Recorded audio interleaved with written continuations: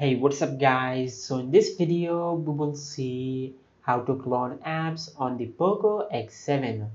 Now to do that, just open the settings app on your smartphone.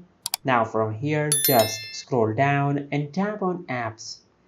Now from here just tap on dual apps and tap on create. Now just enable the toggle for the apps which you want to create a clone of. Just like that. Now just wait for a few seconds for your smartphone to create the clone of the app which you have selected. Just like that.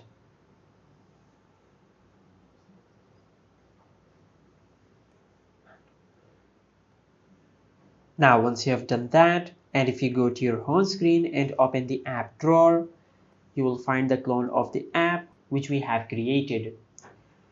And this is how you can clone apps on the Poco X7.